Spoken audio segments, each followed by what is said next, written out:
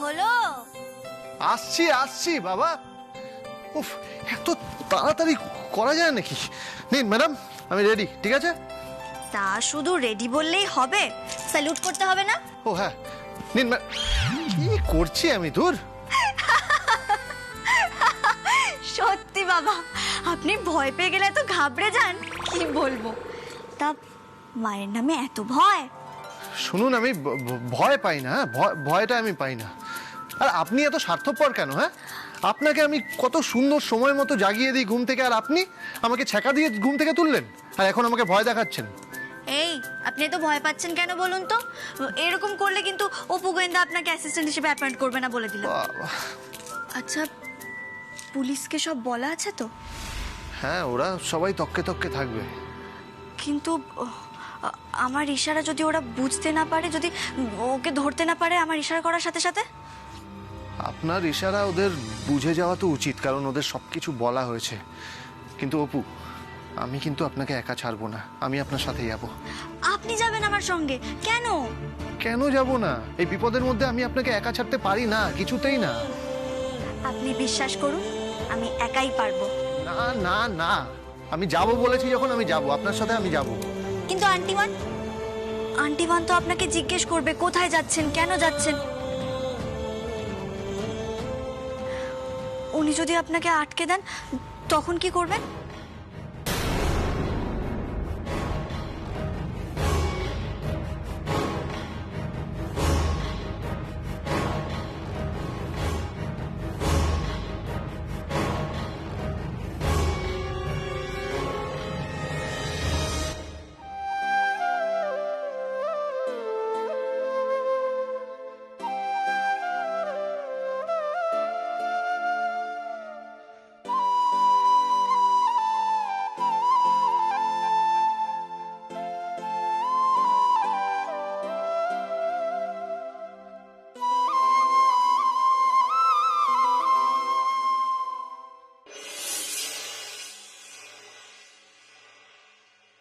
বাহ খুশি, তুমি তো মালাটা খুব সুন্দর গেঁথেছো।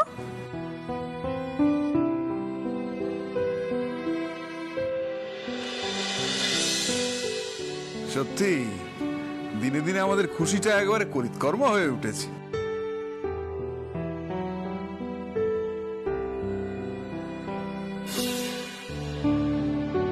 বাবা, মা এলো না? আরে আমি অনেক করে বললাম রে, তো কথা যদি না শুনে আমি কি করতে পারি বল?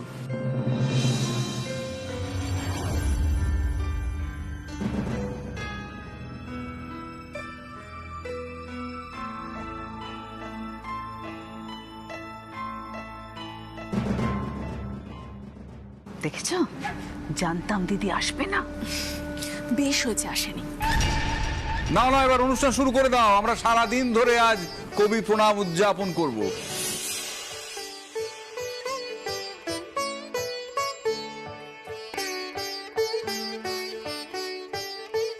মেজদা, বাবাকে ব্যাপারটা বলে রাখ যে আমাদের পারফরমেন্সটা দিয়ে কিন্তু শুরু হবে।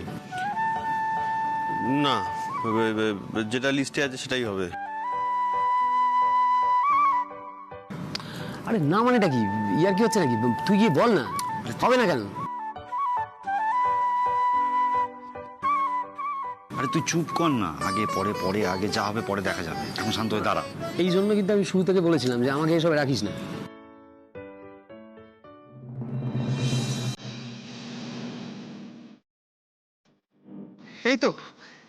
এই তো মা এসেছে।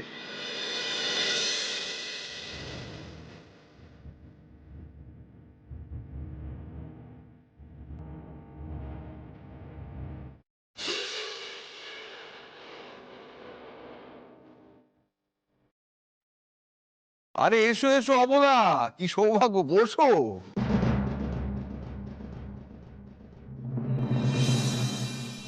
এটা কি করে সম্ভব? তাই তো, এই অপুটা না যা নাছড় বান্দা।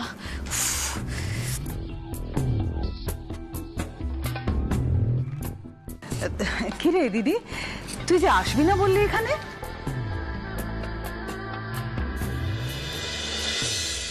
আরে উপমায়ের অসাধ্য এ দুনিয়ায় কিচ্ছু নেই।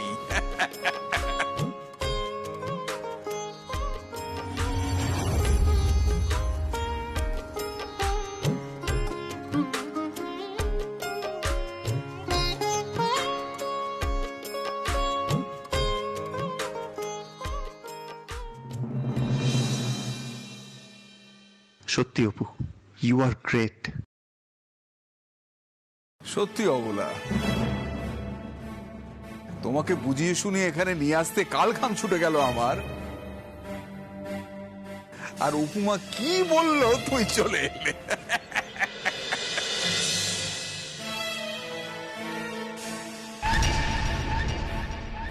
আমি কারুর কথা শুনে এখানে আসিনি।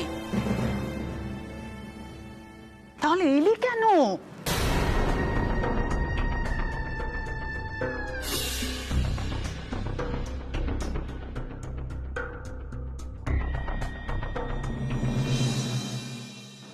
এটা আমার বাড়ি, আমার সংসার।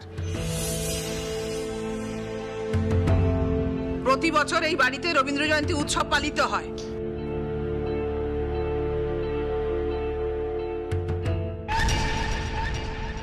আর আমি সেখানে উপস্থিত থাকি।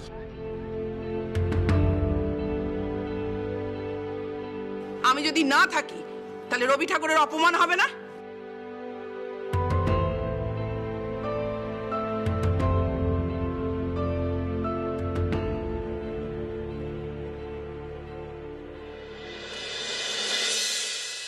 সেটা আমি পারবো না।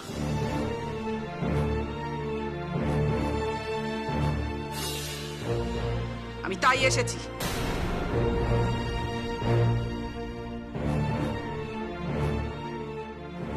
কারুর কথায় আসিনি।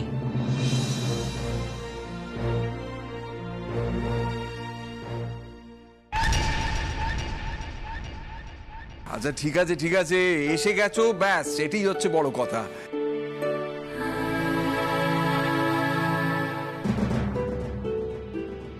এবার অনুষ্ঠান শুরু করা যাক। হ্যাঁ বাবা, আজ আমরা মুখার্জি পরিবারের সবাই এখানে একত্রিত হয়েছি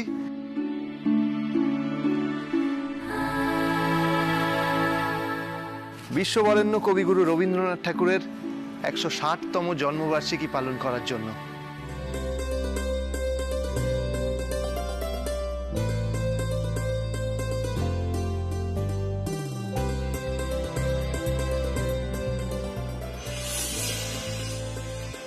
কবির প্রতি শ্রদ্ধা জানিয়ে আজ আমাদের এখানে উদ্বোধনী সঙ্গীত গাইবে আমাদের বাড়ির বড় মেয়ে মেঘা মুখার্জি।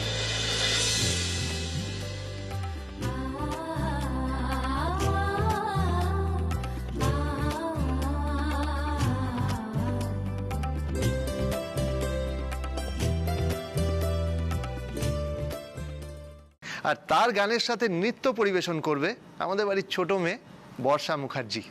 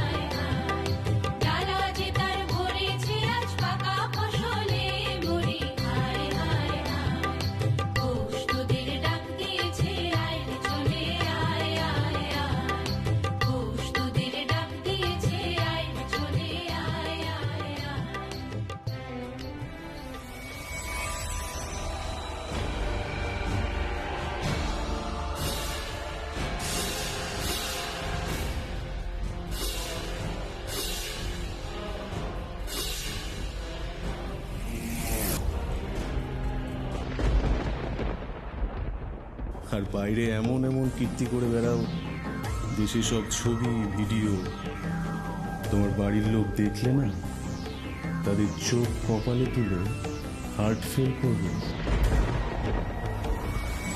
বন্ধুরা না ভয় পাচ্ছিল, ওরা বলছিল তুমি নাকি ওই পুলিশ নিয়ে আসবে, এই করবে ওই করবে, কিন্তু আমি বলে দিয়েছিলাম যে আমার মেঘারানী এসব করতেই পারে না,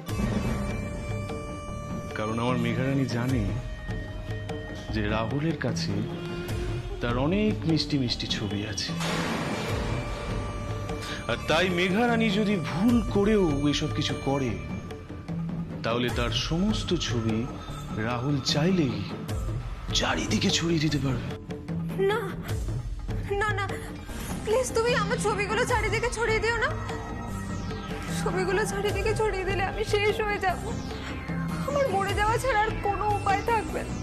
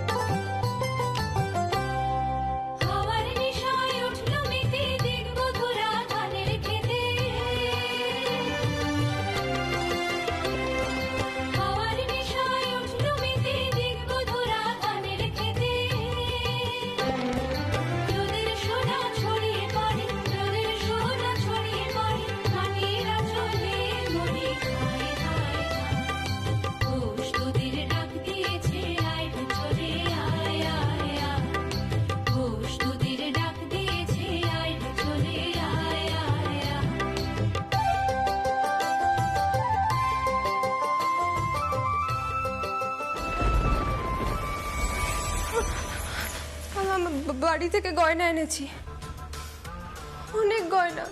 দাও দাও দাও দাও, আমাকে দাও গয়নাগুলো, দাও দাও দাও।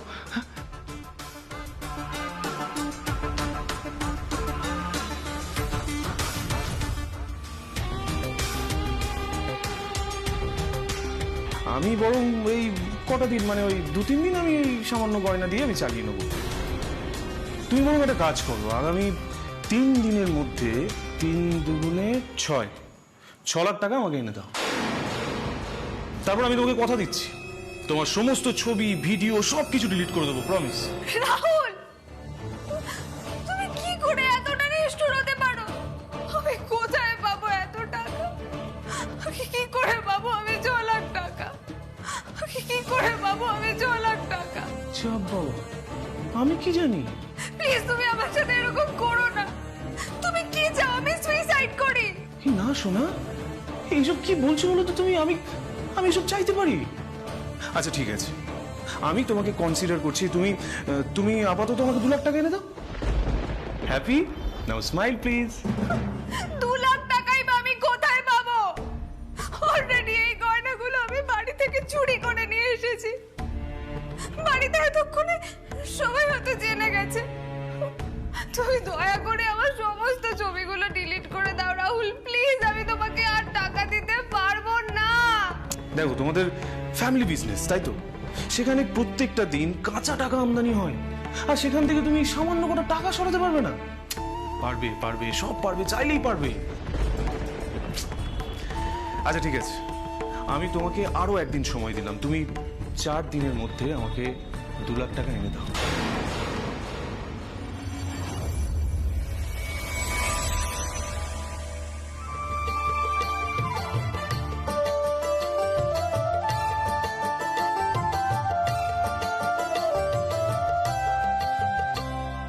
মাটির বাঁশি শুনে শুনে আকাশ খুশি হলো, মাটির বাঁশি শুনে শুনে আকাশ খুশি হলো, ঘরেতে আছি রবে গো, খোলো খোলো দুয়ার খোলো, খোলো খোলো দুয়ার খোলো। আলোর হাসি উঠলো জেগে ধানের শীষে শিশির লেগে, আলোর হাসি উঠলো জেগে ধানের শীষে শিশির লেগে, ধরার খুশি ধরে যাবো, ধরার খুশি ধরে যাবো, ওই যে উঠলে মরি ধায় ধায় পুষ তোদের ডাক দিয়েছে আয় রে চলে আয় আয়।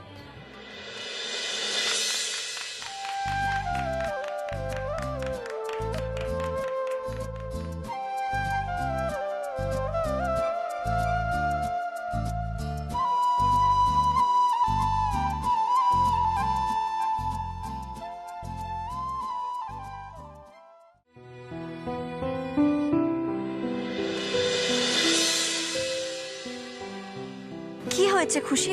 তোমার চোখ মুখ এরকম দেখাচ্ছে, তুমি কি কোনো কারণে ভয় পেয়েছো?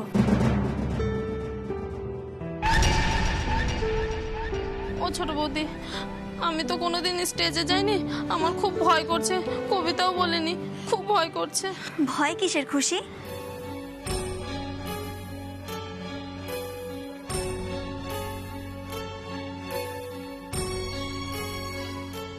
আমি কোনোদিন কবিতা বলিনি, আমার মনে হচ্ছে আমি সব ভুলে যাচ্ছি, আমি না কবিতা বলতে পারবো না। এ আবার কি কথা বলছো তুমি? আমরা সবাই যে তোমার উপর ভরসা করে আছি, তাহলে যে সবার মাথাটা হেট হয়ে যাবে।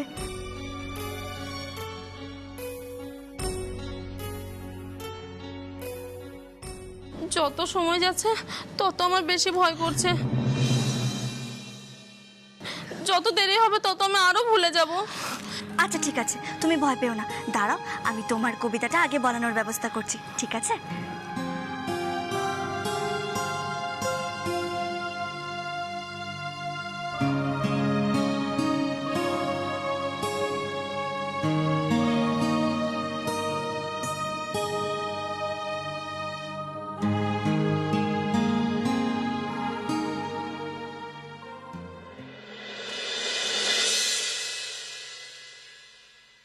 এবার আমাদের সামনে পারফর্ম করবেন আমাদের বাবা অনাদি মুখার্জি।